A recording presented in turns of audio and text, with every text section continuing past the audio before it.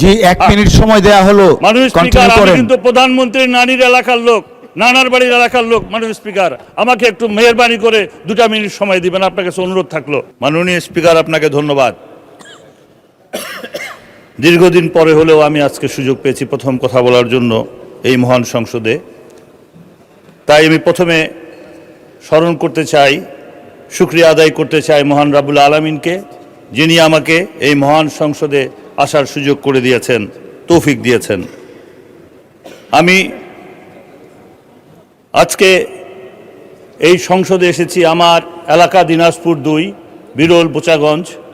এই আসনের সকল স্তরের মানুষের ভোটের কারণে আমি তাই তাদেরকে স্মরণ করতে চাই, তাদেরকে ধন্যবাদ কৃতজ্ঞতা জানাতে চাই। আমি স্মরণ করতে চাই 52, 71 এবং 5ই আগস্টে যারা জীবন দিয়েছে আমাদের দেশের জন্য, ভাষার জন্য এবং এই ফ্যাসিস্ট বিরোধী আন্দোলনের জন্য যারা জীবন দিয়েছে, আমি তাদের সকল শহীদের প্রতি আমি সম্মান, শ্রদ্ধা এবং তাদের সকলের রুহের মাগফিরাত কামনা করছি।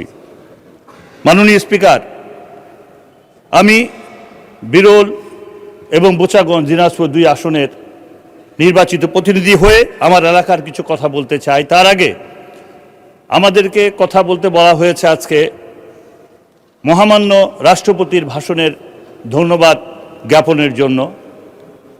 আমি অবশ্যই মহামান্য রাষ্ট্রপতির ভাষণকে ধন্যবাদ জানাতে চাই যে তিনি ফ্যাসিস্ট কর্তৃক নিয়োজিত হয়ে আজকে সেই সরকারের বিরুদ্ধেই উনি কথা বলেছেন, তাদের সমালোচনা করেছেন। তাই আমি এই মহান সংসদে তার বক্তব্যের প্রতি ধন্যবাদ জ্ঞাপন করছি। আমি আজকে এই মহান সংসদে দাঁড়িয়ে আমার এলাকার কথা কিছু বলতে চাই। বিশেষ করে আমাদের ওই এলাকার বোচাগঞ্জে অবস্থিত আমাদের ওই এলাকার সবচেয়ে বৃহৎ একটি শিল্প প্রতিষ্ঠান, সেটা হচ্ছে সেতাবগঞ্জ সুগার মিল। এই সুগার মিলটি ফ্যাসিস্ট সরকার হীন স্বার্থ চরিতার্থ করার জন্য পর্যাপ্ত পরিমাণ জমি থাকার পরেও একটি সুগার মিল চালার জন্য যে পরিমাণ জমির প্রয়োজন প্রায় আমাদের সবটি রয়েছে, যেমন প্রায় 3800 একরের বেশি জমি সেখানে রয়েছে। তারপরেও সেই সময় ফ্যাসিস্ট সরকার এই মিলটিকে বন্ধ করে দিয়েছে। আমি আজকে এই বক্তব্যের মাধ্যমে মাননীয় প্রধানমন্ত্রীর দৃষ্টি আকর্ষণ করতে পারলে ভালো হতো, যদি উনি এখানে উপস্থিত থাকতেন। তো আমি আমাদের শিল্পমন্ত্রী এবং মাননীয় অর্থমন্ত্রীর দৃষ্টি আকর্ষণ করতে চাই আপনার মাধ্যমে, যেন এই সুগার মিলটি অবিলম্বে চালু করা হয়। কারণ এই সুগার মিলটি চালু হলে আমাদের সেখানে বেকার সমস্যা অনেক সমাধান হবে। আমাদের এই সুগার মিলের পাশাপাশি আরও 6টি সুগার মিল বন্ধ হয়েছে।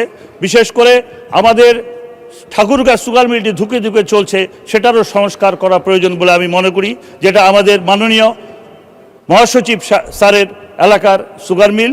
আমি সেটারও ভালোভাবে যেন চলতে পারে সেই ব্যবস্থা যেন করা হয়।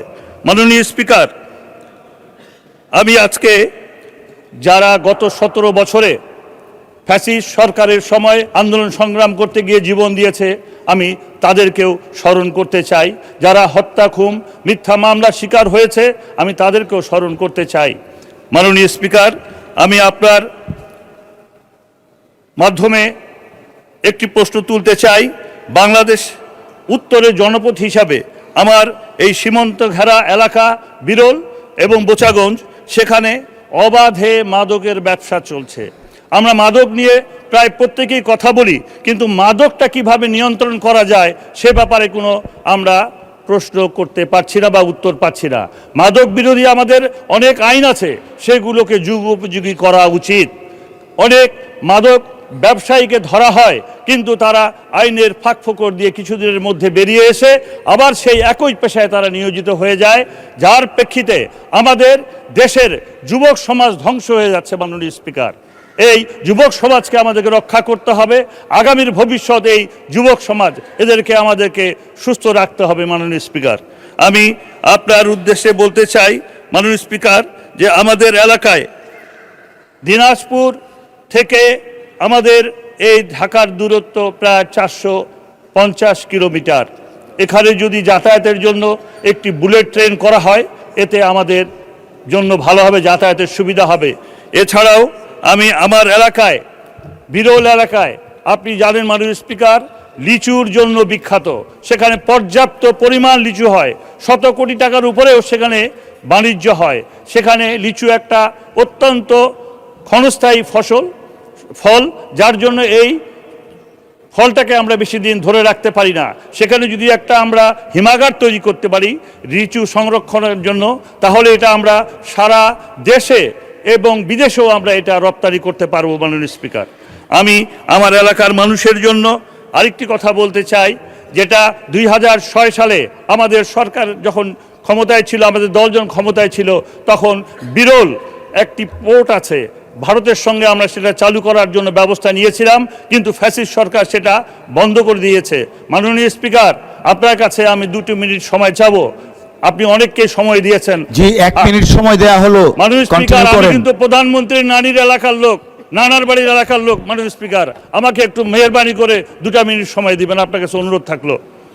মাননীয় স্পিকার, আমার যেটা বলছিলাম, এই পোর্টটি যদি চালু হয়, আমাদের ভারতের সঙ্গে যাতায়াত ব্যবস্থা অত্যন্ত সুন্দর হবে এবং আরামদায়ক হবে এবং সহজ হবে। ওই এলাকার মানুষ কাজকর্ম করতে পারবে। এই পোর্টের মাধ্যমে আমাদের এলাকার অনেক কর্মসংস্থান বৃদ্ধি পাবে। মাননীয় স্পিকার, আমি আপনার কাছে অনুরোধ করব যে আপনি এই জিনিসটা আপনার মাধ্যমে আমি এই মহান সংসদে তুলে ধরছি।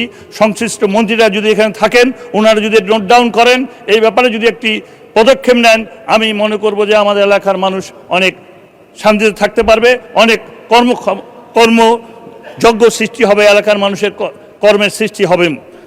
মাননীয় স্পিকার, আমার এলাকায় বিরলে একটি বিরাট ফরেস্টের বাগান রয়েছে, যেখানে প্রায় 3000 একর শাল বাগান রয়েছে। মাননীয় স্পিকার, সেখানে যদি আমরা পর্যটন শিল্প গড়ে তুলতে পারি।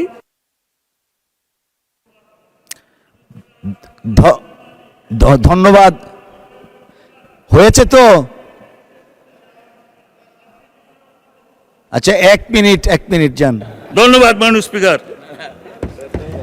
এই 3000 একর এই ভূমি যদি আমরা এখানে শাল বাগানে যদি আমরা পর্যটন হিসাবে যদি এখানে তৈরি করতে চাই, এখানে আমরা যদি বিভিন্ন রকম পর্যটনের স্পট হিসাবে গড়ে তুলতে চাই, এখানে অনেক জায়গা রয়েছে। মাননীয় স্পিকার, এই শাল বাগানে আমরা ফরেস্টের মাধ্যমে আমরা এখানে একটা পর্যটন এলাকা হিসাবে সেখানে আমরা গড়ে তুলতে পারি। সেখানে প্রায় 20-25টি পুকুর রয়েছে, বড় বড় পুকুর রয়েছে। সেখানে আমরা মাছ চাষেরও ব্যবস্থা করতে পারি। আমাদের কৃষক ভাইদের কথা চিন্তা করে আমরা এগুলো করতে পারি।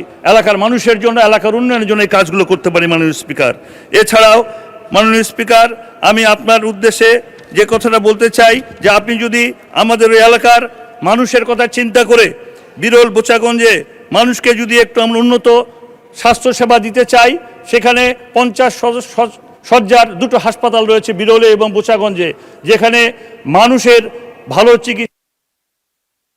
ধন্যবাদ মাননীয় সদস্য। প্রবাসীদের জন্য নির্মাণ হচ্ছে দেশের প্রথম স্মার্ট সিটি, যেখানে থাকছে স্কুল, মসজিদ, হাসপাতাল, সুইমিং পুল, হেলিপ্যাড, পাঠাগার, জিম, সুপারমার্কেট, শিশু পার্ক সহ সকল নাগরিক সুবিধা। মাত্র 30 লাখ টাকা বিনিয়োগে মিলছে আকর্ষণীয় ফ্ল্যাট। প্লাটিনাম ইনভেস্টরদের জন্য ঢাকা বিমানবন্দরে ভিআইপি প্রোটোকল সুবিধা। বিস্তারিত জানতে যোগাযোগ করুন স্ক্রিনে দেয়া হোয়াটসঅ্যাপ অথবা ইমো নাম্বারে।